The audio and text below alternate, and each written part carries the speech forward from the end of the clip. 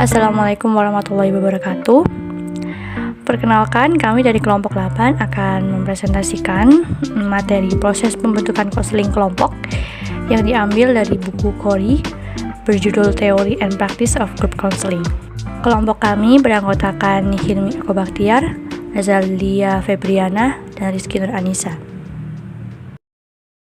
Oke, yang pertama ada tahap 1 yang berupa masalah prakelompok, yaitu pada tahapan pembentukan kelompok.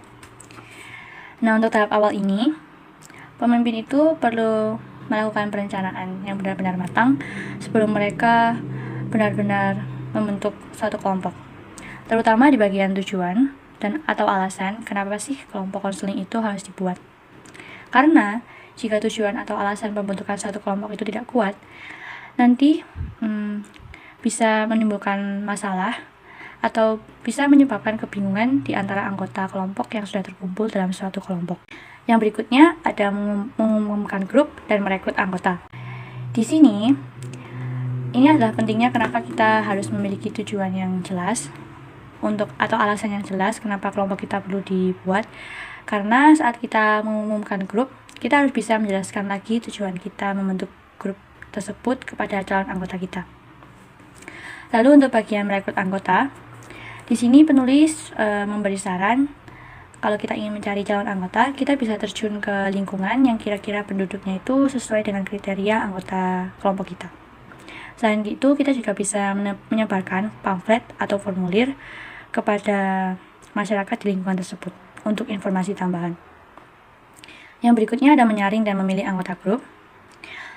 Di sini ada standar etika ACA yang berbunyi, konselor memilih anggota yang kebutuhan dan tujuannya sesuai dengan tujuan kelompok, yang tidak akan menghalangi proses kelompok, dan yang kesejahteraannya tidak akan terganggu oleh pengalaman kelompok. Proses penyaringan yang dilakukan melalui proses wawancara antara calon anggota dan juga kita, konselor, harus terjadi secara dua arah.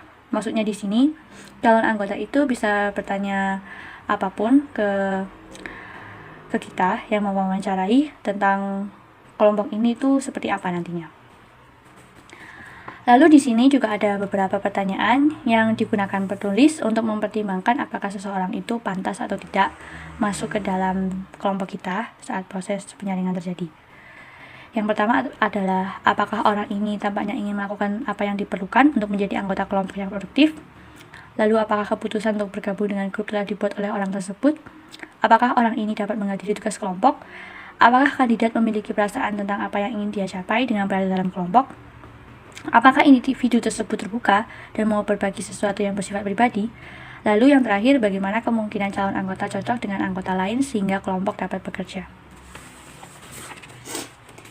Yang berikutnya ada beberapa kekhawatiran bagi kita, konselor, saat sangat ingin membentuk sebuah kelompok konseling. Yang pertama adalah bentuk kelompok, yaitu grup terbuka atau grup tertutup. Bentuk kelompok ini harus benar-benar kita pastikan sebelum kita memulai sesi awal pertemuan dengan para anggota kelompok. Ada beberapa kekurangan dan juga kelebihan di antara dua bentuk grup ini.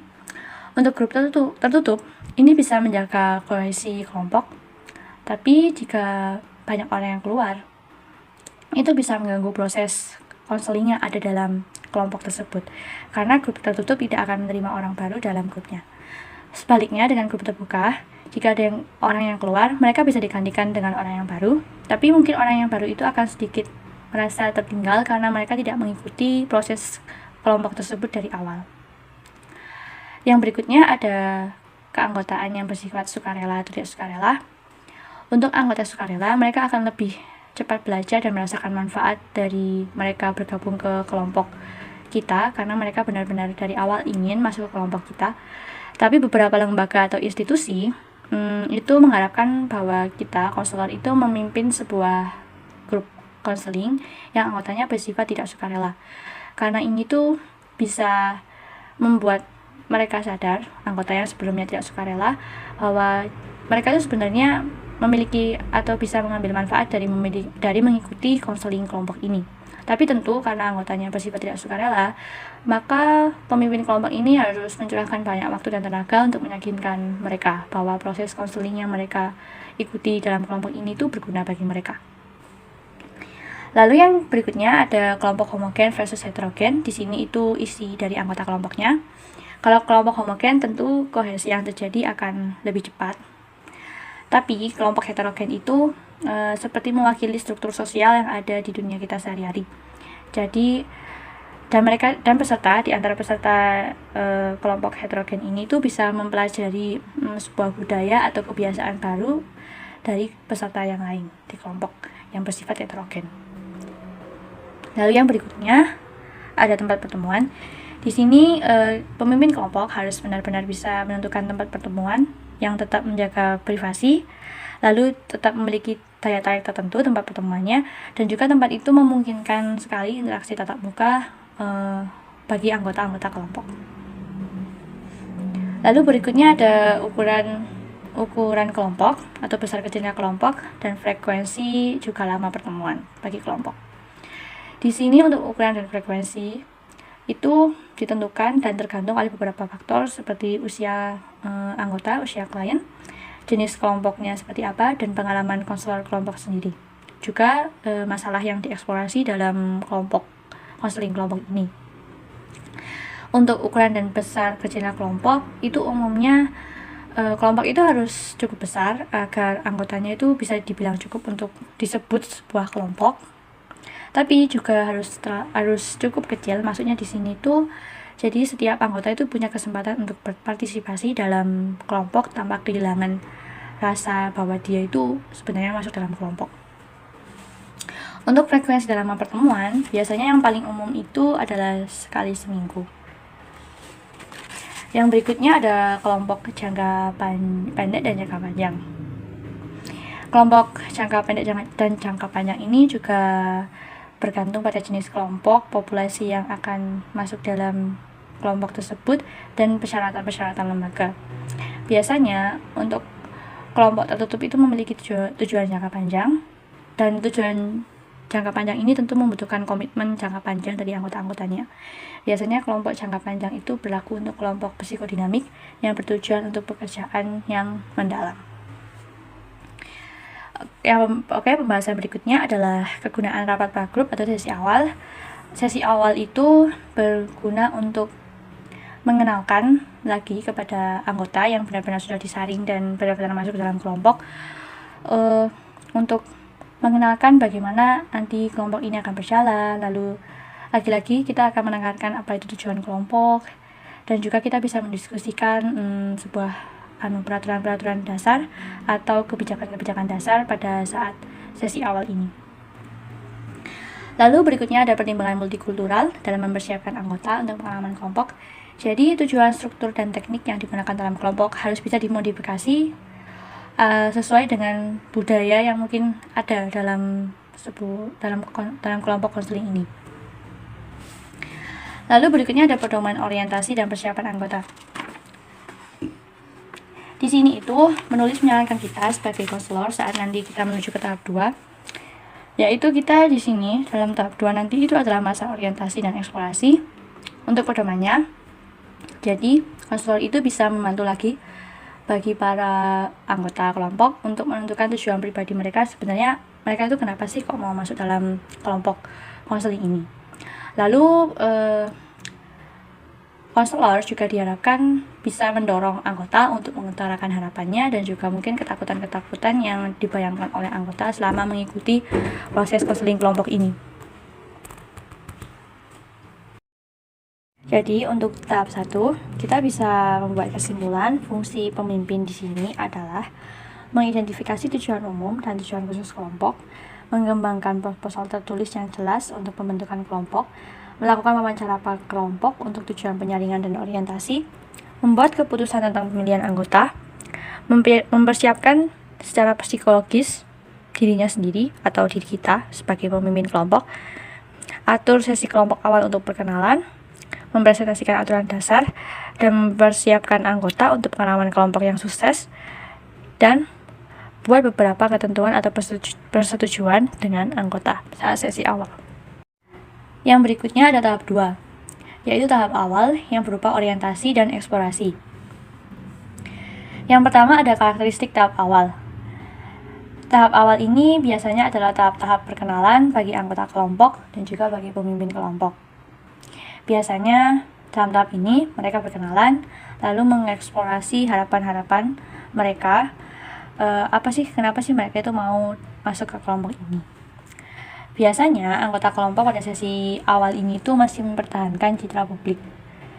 Ini tuh agar mereka bisa diterima atau lebih diterima oleh anggota kelompok yang lainnya. Yang kedua ada tugas utama tahap awal, yaitu inklusi dan identitas. Tugas utama pemimpin kelompok di sini itu adalah menemukan identitas dalam kelompok dan menentukan sejauh mana seseorang itu akan menjadi aktif di dalam kelompok. Biasanya ada beberapa pertanyaan dalam diri anggota kelompok selama tahap awal ini. Pertanyaan-pertanyaan itu adalah apakah saya akan diterima atau ditolak oleh grup ini, seberapa banyak yang saya ingin ungkapkan tentang diri saya, seberapa besar saya ingin mengambil risiko, dapatkah saya mempercayai orang-orang dalam grup ini, apakah saya cocok dan termasuk di sini, kepada siapa saya tertarik dan kepada siapa saya merasa jauh, lalu dapatkah saya menjadi diri sendiri dan pada saat yang sama menjadi bagian dari kelompok. Yang berikutnya ada fondasi grup, yaitu berupa kepercayaan. Ada membangun dan memelihara kepercayaan. Pemimpin yang menunjukkan bahwa mereka tertarik pada kesejahteraan anggota dan anggota individu dan kelompok secara keseluruhan, ini merupakan salah satu cara untuk membangun kepercayaan ke anggota-anggotanya. Pemimpin yang berbicara tentang hal-hal seperti hak peserta, lalu pentingnya kerahasiaan dan diterimanya berbagai macam keberagaman, dan juga memperhatikan kebutuhan-kebutuhan apa yang diperlukan oleh kelompok. Ini merupakan salah satu indikator bagi anggota bahwa mereka itu percaya bahwa pemimpin kelompoknya ini benar-benar bertanggung jawab. Lalu untuk cara memelihara kepercayaan, menurut penulis adalah untuk memelihara kepercayaan di dalam kelompok itu, anggota itu perlu mengetahui bahwa mereka itu memiliki hak untuk mengekspresikan berbagai perasaan mereka, dan mereka juga memiliki hak untuk bisa dipercaya. Jadi hanya dengan cara itu saja kepercayaan dalam grup itu akan selalu terjaga. Yang berikutnya ada peran pemimpin kelompok di tahap awal. Yang pertama, menjadi teladan. Untuk menjadi teladan, pemimpin kelompok atau kelompok itu harus bersikap terbuka kepada anggotanya. Kita itu juga harus bisa mengutarakan harapan kita sendiri kepada anggota kita. Lalu kita harus menunjukkan sikap kejujuran, rasa hormat, dan juga spontanitas. Lalu yang kedua ada membantu mengidentifikasi tujuan. Ini masih berhubungan dengan pembahasan yang sebelumnya, yaitu kita harus membantu anggota kita untuk menentukan atau menemukan tujuan pribadi mereka. Karena biasanya pada tahap-tahap awal ini, mereka itu masih memiliki tujuan yang bersifat awang-awang, tidak tahu sebenarnya atau tujuan pastinya kenapa mereka itu mau masuk ke dalam konseling kelompok ini. Lalu, selain tujuan, kita tuh juga harus bisa melihat atau membawa sebuah niat-niat yang mungkin ada sebuah niat buruk dari seorang anggota tentang keberagaman di kelompok.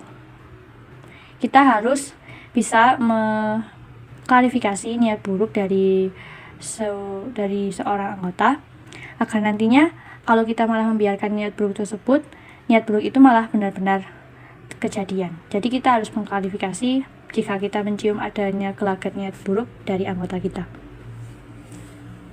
Ya, lalu yang berikutnya adalah pembagian tanggung jawab. Di sini pemimpin bisa memilih gaya kepemimpinan mereka. Ada gaya kepemimpinan aktif dan juga ada gaya kepemimpinan pasif. Untuk kepemimpinan aktif, kita itu membebaskan anggota kita, tapi gaya kepemimpinan ini itu bisa menyebabkan kurangnya kontrol bagi para anggota, dan mereka jadi malah tidak bertanggung jawab dengan diri mereka sendiri. Tapi untuk gaya kepemimpinan pasif, ini tuh malah tidak membina hubungan yang kolaboratif yang baik antara pemimpin kelompok dan juga anggotanya. Kita harus bisa menumpukan gaya kepemimpinan yang seimbang, dengan cara menerima, kita tahu tanggung jawab kita itu apa, tapi kita juga tidak boleh mengambil tanggung jawab dari anggota kelompok. Menurut penulis juga, tanggung jawab itu bisa kita pilih berdasarkan kepribadian kita itu seperti apa. Dan kita juga bisa melihat seberapa besar sih tanggung jawab yang harus kita tanggung dari kepribadian kita. Yang berikutnya ada penataan. Di sini tuh maksudnya seperti tata cara begitu, atau rencana-rencana yang akan dilakukan oleh seorang pemimpin setiap harinya. Sebenarnya penataan itu bagus karena tentu akan lebih tertata rapi setiap sesinya mau seperti apa. Tapi kalau terlalu banyak penataan atau terlalu banyak hal yang direncanakan, takutnya para anggota itu akan pasif dan lebih tergantung kepada pemimpinnya. Jadi dapat diambil kesimpulan untuk tahap 2 ini, fungsi dari pemimpin adalah mengajari peserta beberapa pedoman umum dan cara untuk berpartisipasi secara aktif yang akan meningkatkan peluang mereka untuk memiliki kelompok yang produktif, mengembangkan aturan dasar dan menetapkan norma, mengajarkan dasar-dasar proses kelompok, membantu anggota dalam mengungkapkan ketakutan dan harapan mereka, memodelkan dimensi fasilitatif dari perilaku terapeutik, terbuka dengan anggota dan hadir secara psikologis, memperjelas pembagian tanggung jawab, membantu anggota menetapkan tujuan pribadi yang konkret, berurusan secara terbuka dengan kekhawatiran dan pertanyaan anggota, memberikan tingkat penataan yang tidak akan menambah anggota ketergantungan atau mempromosikan floundering yang berlebihan, membantu anggota untuk berbagi apa yang mereka pikirkan dan rasakan, mengajarkan anggota keterampilan interpersonal dasar seperti mendengar secara aktif dan menanggapi, dan juga menilai kebutuhan kelompok dan memfasilitasi sedemikian rupa sehingga kebutuhan kelompok ini dapat terpenuhi.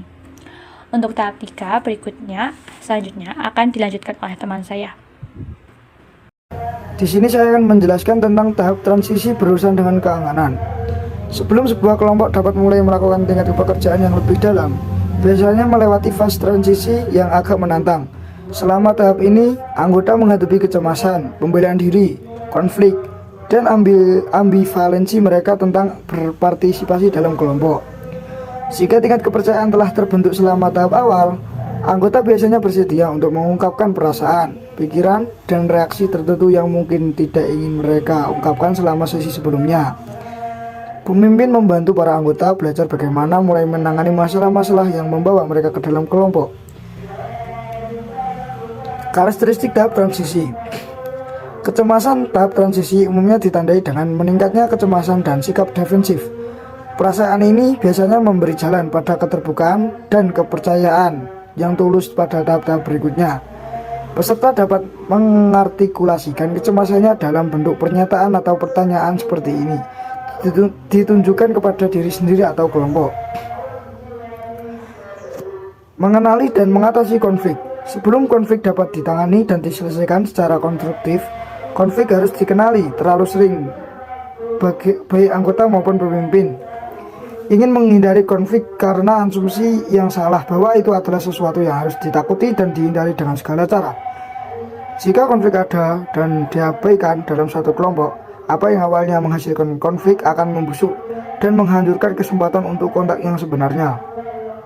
Ketika konflik dikenali dan ditangani sedemikian rupa sehingga mereka yang terlibat dapat mempertahankan integritas, fondasi kepercayaan di antara para pihak akan terbangun. Mengakui bahwa konflik seringkali tidak dapat dihindari dan dapat memperkuat kepercayaan kemungkinan akan mengurangi kemungkinan bahwa anggota dan pemimpin akan mencoba menghindari konflik yang merupakan bagian alami dari perkembangan kelompok.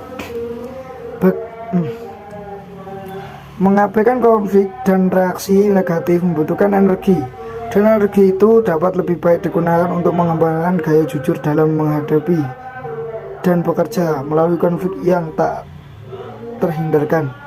Ketika sebuah kelompok berkembang, para anggota terus menemukan apakah kelompok itu adalah tempat yang aman untuk berselisih, untuk memiliki dan mengekspresikan berbagai perasaan, dan untuk mengalami konflik antar pribadi. Mereka menguji sejauh mana mereka dapat diterima ketika mereka tidak memenuhi harapan sosial. Cara konflik dikenali, diterima, dan ditangani memiliki efek kritis pada kemajuan kelompok. Jika tidak ditangani dengan baik, kelompok mungkin tidak akan mencapai tahap perkembangan yang produktif. Jika hal itu ditangani secara terbuka dan penuh perhatian, para anggota menemukan bahwa hubungan mereka cukup kuat untuk menghadapi tantangan yang jujur, keamanan, dan kehati-hatian. Beberapa anggota mungkin enggan untuk mengeksplorasi masalah pribadi atau perasaan yang menyakitkan secara mendalam. Keamanan ini umumnya masuk akal bagi anggota dan melayani tujuan perlindungan. Anggota yang enggan mungkin menunjukkan perilaku defensif dan kecuali perilaku ini dikenali dan dieksplorasi.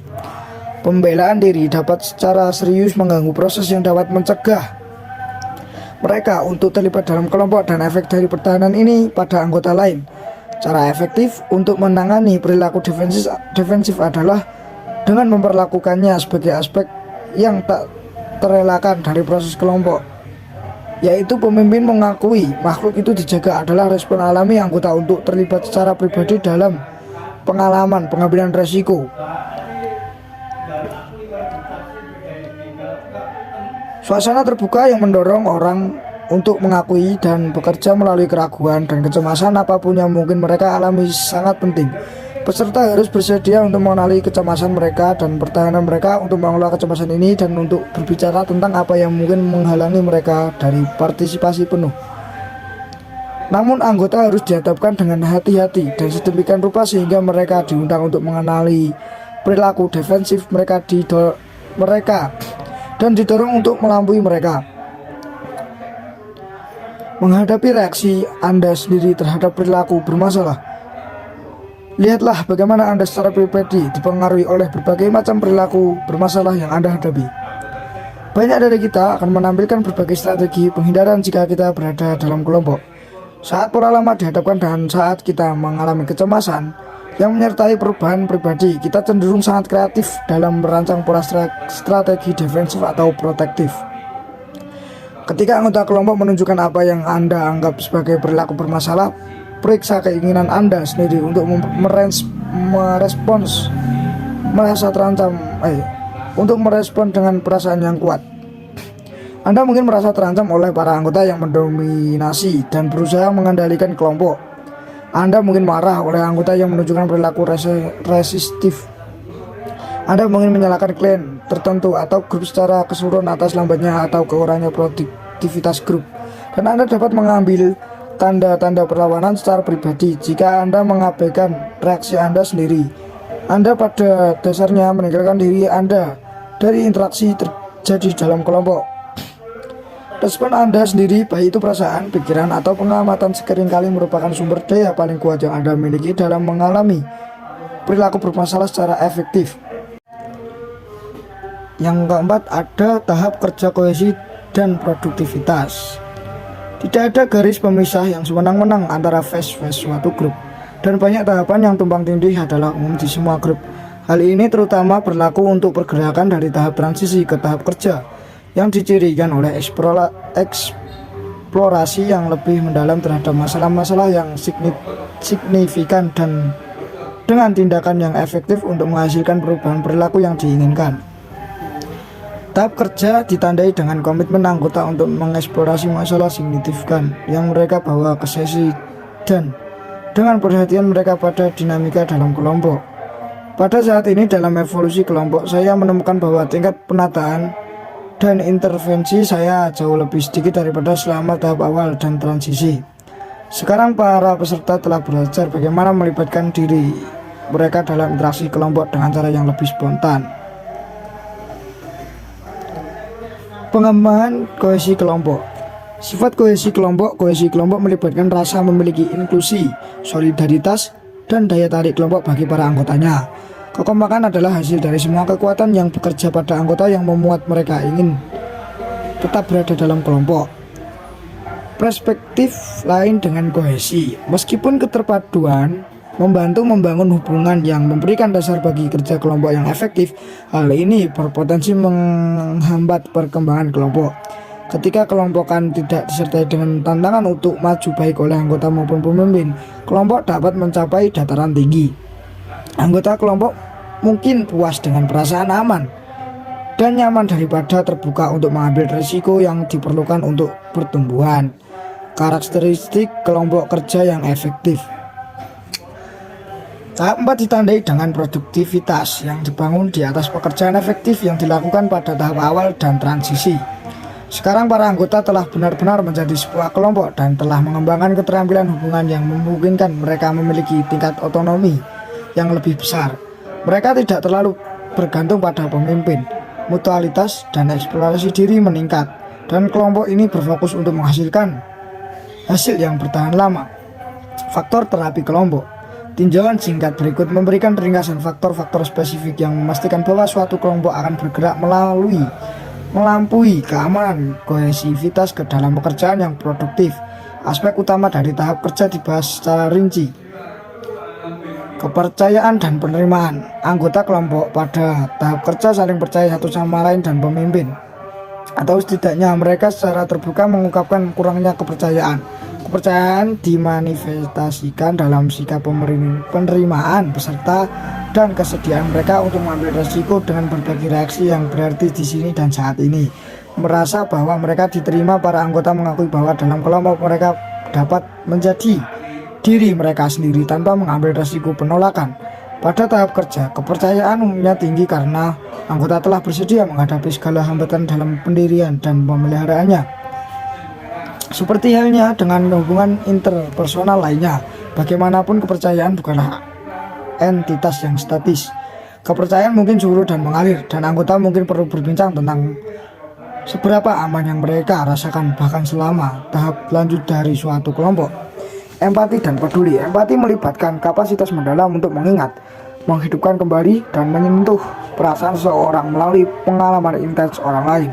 Dengan memahami perasaan orang lain seperti kebutuhan akan cinta dan penerimaan, sakit hati karena pengalaman masa lalu, kesepian, kegembiraan, dan antusiasme, para anggota akan melihat diri mereka sendiri dengan lebih jelas. Empati berpeduli. Empati berarti peduli, dan kepedulian diekspresikan dalam kelompok dengan keterlibatan yang tulus dan aktif dengan anggota lainnya. Hal ini juga diungkapkan dengan kasih sayang, dukungan, kelembutan, dan bahkan konfrontasi. Keintim-intiman yang sejati berkembang dalam suatu kelompok ketika orang-orang telah mengungkapkan cukup banyak tentang diri mereka sendiri agar orang lain dapat mengidentifikasi diri dengan mereka. Saya telah menemukan bahwa keintiman meningkat ketika orang-orang bekerja melalui perjuangan mereka bersama.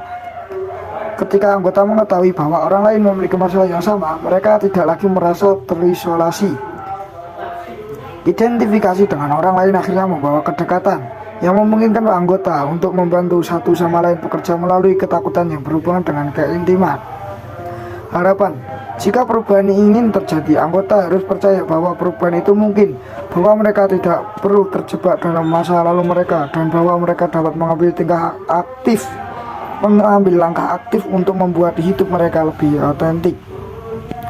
Harapan adalah terapi itu sendiri karena memberi anggota insentif untuk berkomitmen pada pekerjaan menuntut yang dibutuhkan perubahan. Sangat penting bahwa para pemimpin mendekati kelompok mereka dengan keyakinan bahwa perubahan dan hasil yang lebih baik adalah mungkin. Mungkin pembangunan harapan terbesar terjadi ketika anggota melihat apa yang telah mereka ciptakan dalam kelompok dengan menantang ketakutan mereka dan membicarakan masalah mereka dengan jujur.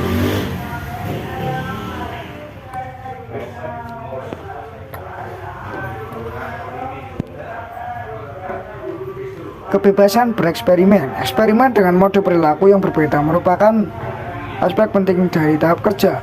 Kelompok ini sekarang menjadi tempat yang aman untuk mencoba perilaku baru. Misalnya, seorang yang biasanya sangat pendiam dapat bereksperimen menjadi lebih ekspresif secara verbal. Setelah eksperimen semacam itu, anggota dapat memutuskan perilaku apa yang ingin mereka ubah. Katarsis, perasaan yang tidak diungkapkan sering mengakibatkan gejala fisik seperti sakit kepala kronis, sakit perut, ketegangan otot, dan tekanan darah tinggi. Ekspresi perasaan yang terpendam dapat menjadi terapi karena melepaskan energi yang telah terikat dalam menahan perasaan tertentu yang mengancam. Pelepasan emosi ini yang terkadang terjadi secara eksplosif membuat orang tersebut merasa lebih bebas. Individu menemukan bahwa menyembunyikan kemarahan, rasa sakit, frustasi, kebencian, dan ketakutan mencegah munculnya perasaan spontan seperti kegembiraan, kasih sayang, kegembiraan, dan antusiasme.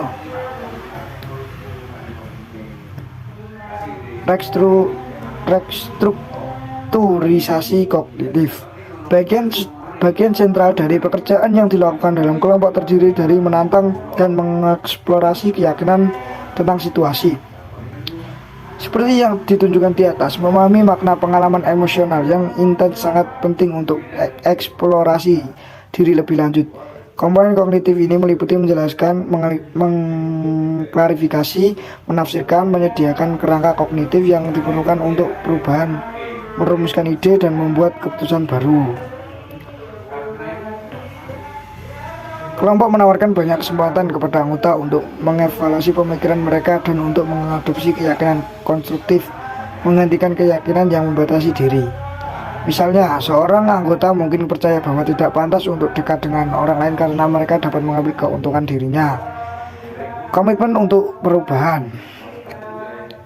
Agar perubahan terjadi, seseorang harus percaya bahwa perubahan itu mungkin, tetapi berharap untuk perubahan saja tidak cukup. Perubahan konstruktif membutuhkan tekad yang kuat untuk benar-benar melakukan apapun yang diperlukan untuk berubah.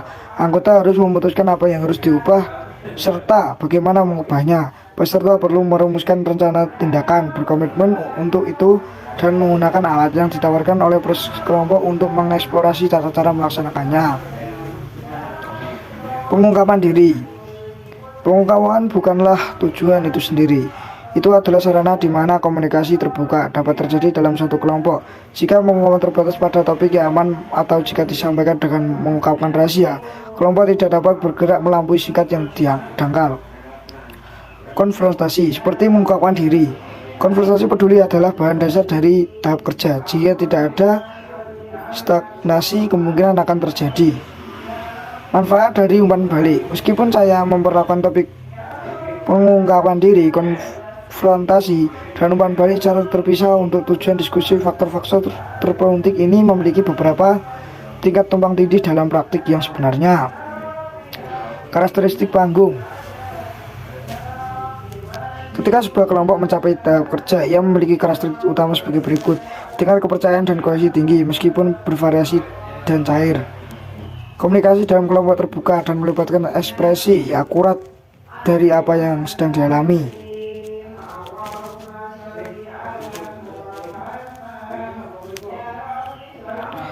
Anggota berinteraksi satu sama lain secara bebas dan langsung. Fungsi anggota kemungkinan masalah. Tahap kerja dicirikan oleh eksplorasi materi yang bermakna secara pribadi. Untuk mencapai tahap ini, anggota harus memenuhi tugas dan peran ini. Bawalah ke dalam sesi kelompok isu-isu yang ingin mereka diskusikan. Berikan umpan balik kepada orang lain dan terbukalah untuk menerimanya. Fungsi pemimpin. Fungsi kepemimpinan pusat pada tahap ini adalah memberikan penguatan sistematis dari perilaku kelompok yang diinginkan yang mendorong kohesi dan kerja produktif. Teruslah mencontoh perilaku yang pantas, terutama konfrontasi yang peduli dan mengungkapkan reaksi dan persepsi yang sedang berlangsung. Selanjutnya yaitu tahap 5, tahap akhir yang berisi konsolidasi dan pengakhiran.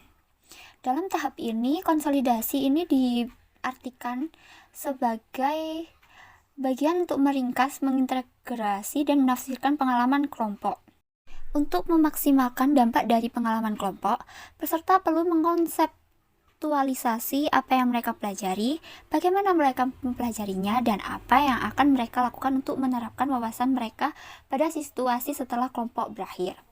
Pemutusan kelompok mungkin melibatkan proses duka atau kehilangan karena kerugian lain yang dialami anggota sering dipicu selama tahap ini. Penting bagi para pemimpin untuk membantu anggota mengidentifikasi dan mengeksplorasi perasaan kehilangan ini, meskipun perasaan kehilangan itu mungkin tidak sepenuhnya berkurang. Ketika anggota kelompok menyadari bahwa akhir dari kelompok semakin dekat, mereka akan meninggalkan diri sehingga tidak harus menghadapi kecemasan yang mereka alami, dan pekerjaan umumnya mulai berkurang dan masalah baru jarang dihiraukan. Jika anggota kelompok dibiarkan terlalu jauh, mereka akan gagal untuk memeriksa kemungkinan efek dari konseling kelompok dan pengalaman konseling kelompok yang mereka lakukan sebelumnya. Sangat penting bahwa pemimpin dapat membantu para peserta kelompok memaknai apa yang telah terjadi dalam kelompok. Jika kelompok telah benar-benar teraputi, anggota akan dapat memperluas pembelajaran mereka keluar, meskipun mereka mungkin mengalami rasa sedih dan kehilangan saat kelompok itu berakhir. Dalam tahap ini terdapat 4 proses yang harus anggota kelompok hadapi. Yang pertama adalah menghadapi perasaan. Selama tahap akhir merupakan praktik yang baik bagi pemimpin untuk mengingatkan anggota bahwa hanya ada beberapa sesi yang tersisa. Hal ini memungkinkan anggota untuk mempersiapkan diri mereka untuk penghentian dan untuk mencapai penutupan yang sukses dari pengalaman kelompok. Anggota membutuhkan bantuan dalam mengatasi kenyataan bahwa kelompok mereka akan segera berakhir. Perasaan tentang perpisahan yang sering kali berbentuk penghindaran atau penyangkalan perlu dieksplorasi sepenuhnya. Anggota harus didorong untuk berbagi ketakutan atau kekhawatiran mereka tentang meninggalkan kelompok dan harus menghadapi kenyataan sehari-hari tanpa dukungan kelompok. Hal tersebut dilakukan agar proses konseling kelompok dapat berakhir dengan berhasil. Selanjutnya yaitu meneliti pengaruh kelompok pada diri sendiri.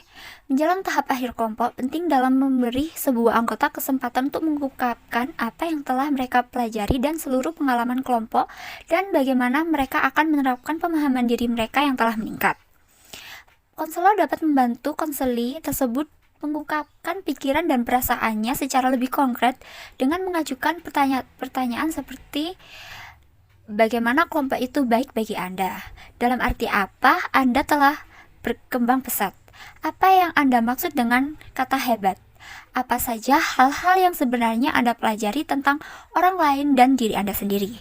Menekankan hal yang lebih spesifik membantu anggota untuk membuat konsep dan mendorong ekspresi perasaan terbuka tentang tahap akhir dan makna kelompok dapat meningkatkan kemungkinan bahwa anggota akan mempertahankan dan menggunakan apa yang telah mereka pelajari dari sesi konseling kelompok. Lalu yang ketiga ada memberi dan menerima umpan balik. Memberi dan menerima umpan balik sangat penting selama tahap akhir. Meskipun anggota kelompok yang efektif telah berbagi persepsi dan perasaan mereka di setiap sesinya, kesempatan untuk memberi dan menerima umpan balik mengenai ringkasan proses memiliki nilai tersendiri. Jika mereka tidak mencatat beberapa hal yang dikatakan orang kepada mereka, mereka cenderung cepat lupa. Namun, jika mereka membuat catatan atau diari, berbulan-bulan kemudian mereka dapat melihat apa yang dikatakan orang lain untuk menentukan apakah mereka maju ke arah tujuan mereka atau malah sebaliknya. Yang terakhir yaitu menyelesaikan bisnis yang belum selesai. Mengatasi bisnis yang belum selesai tidak boleh ditunda hingga sesi terakhir. Waktu harus dialokasikan pada sesi-sesi sebelumnya untuk mengerjakan semua urusan yang belum selesai yang berkaitan dengan transaksi antar anggota atau proses dan tujuan kelompok.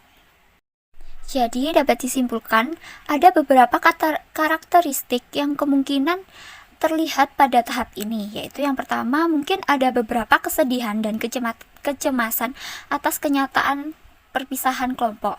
Yang kedua, anggota akan cenderung mundur dan berpartisipasi dengan cara yang tidak terlalu intens dalam antisipasi perpisahan kelompok tersebut. Yang ketiga, anggota memutuskan tindakan apa yang mungkin mereka ambil. Dan yang keempat, anggota dapat mengungkapkan harapan dan keprihatinan mereka satu sama lain. Dan yang terakhir, mungkin ada pembicaraan tentang pertemuan lanjutan atau beberapa rencana pertanggungjawaban sehingga para anggota kelompok akan terdorong untuk melaksanakan rencana perubahan mereka. Namun, selain itu juga ada beberapa masalah yang mungkin terjadi pada tahap ini. Yang pertama, anggota mungkin menghindari tinjauan pengalaman mereka dan gagal memasukkannya ke dalam beberapa rangka kognitif sehingga membatasi generalisasi pembelajaran mereka. Yang kedua, karena kecemasan akan perpisahan, anggota mungkin akan lebih menjauhkan diri mereka terhadap anggota kelompok lain. Yang ketiga, anggota mungkin memikirkan konflik yang terjadi dalam kelompok mereka. Dan yang terakhir, mungkin anggota dapat menganggap kelompok sebagai tujuan itu sendiri dan tidak menggunakannya sebagai cara untuk terus tumbuh. Nah, karena hal itu, maka fungsi utama dari pemimpin adalah menyediakan struktur yang memungkinkan para peserta untuk mengklarifikasi makna dan pengalaman mereka dalam kelompok dan untuk membantu anggota dalam meregenerasi pembelajaran mereka dalam kelompok ke situasi sehari-hari sehingga tercapai keberhasilan dari sesi konseling kelompok. Selanjutnya yaitu tahap 6 yang berisi mengenai masalah pasca kelompok. Pasca kelompok sendiri itu proses setelah kelompok itu berakhir. Nah, pada tahap ini terdapat dua proses atau dua sesi, yaitu yang pertama adalah evaluasi proses dan hasil grup. Evaluasi sendiri memiliki arti aspek dasar dari setiap pengalaman kelompok yang dapat bermanfaat baik bagi anggota kelompok maupun pemimpin kelompok itu sendiri. Evaluasi harus menjadi proses yang berkelanjutan sepanjang kehidupan kelompok atau setidaknya pada titik baik yang penting dalam kelompok yang berfungsi melacak kemajuan anggota individu dan kelompok secara keseluruhan. Beberapa jenis skala penilaian juga dapat dirancang untuk memberi pemimpin pemahaman yang baik tentang bagaimana setiap anggota mengalami dan mengevaluasi hasil dari proses kelompok. Kesediaan untuk membangun evaluasi ke dalam struktur kelompok pasti akan menghasilkan perbaikan desain kelompok di masa depan atau yang akan datang, dan itu nantinya akan meningkatkan kredibilitas dan akuntabilitas profesional pemimpin. Penelitian yang dilakukan oleh anggota tentang pengalaman kelompok merupakan dasar yang sangat berguna untuk mengevaluasi secara subjektif makna dari pengalaman kelompok itu sendiri. Menulis sebuah jurnal atau catatan juga dapat memberikan anggota kesempatan untuk mengingat kejadian penting dalam kelompok dan membantu mereka mengidentifikasi apa yang paling mereka sukai dan paling tidak mereka sukai tentang proses kelompok tersebut. Proses menulis adalah alat yang berguna untuk mengevaluasi diri dan dengan sendirinya merupakan suatu tindakan terapi. Yang kedua yaitu ada sesi kelompok tindak lanjut. Pada sesi tindak lanjut, anggota dapat mendiskusikan upaya yang telah mereka lakukan sejak penghentian kelompok untuk mengimplementasikan pembelajaran mereka di dunia nyata. Mereka dapat melaporkan kesulitan yang mereka temui, berbagi kegembiraan, dan keberhasilan yang mereka alami dalam kehidupan sehari-hari. Juga untuk mengingat beberapa hal yang terjadi dalam kelompok sesi tindak lanjut juga memberikan kesempatan kepada orang-orang untuk mengekspresikan dan bekerja melalui pemikiran atau perasaan apapun yang terkait dengan pengalaman kelompok. Sesi tindak lanjut juga menawarkan kesempatan lain kepada para pemimpin untuk mengingatkan anggotanya bahwa mereka bertanggung jawab atas apa yang mereka inginkan ke depannya, dan bahwa jika mereka berharap untuk mengubah situasi mereka harus mengambil langkah aktif untuk melakukannya. Nah, selanjutnya akan dibuka sesi tanya jawab. Nah, untuk kalian para penanya dapat bertanya di kolom komentar dan nanti akan kami jawab di kolom komentar juga. Sekian presentasi dari kelompok kami. Apabila ada salah kata atau perbuatan, mohon dimaafkan. Sekian dan terima kasih. Wassalamualaikum warahmatullahi wabarakatuh.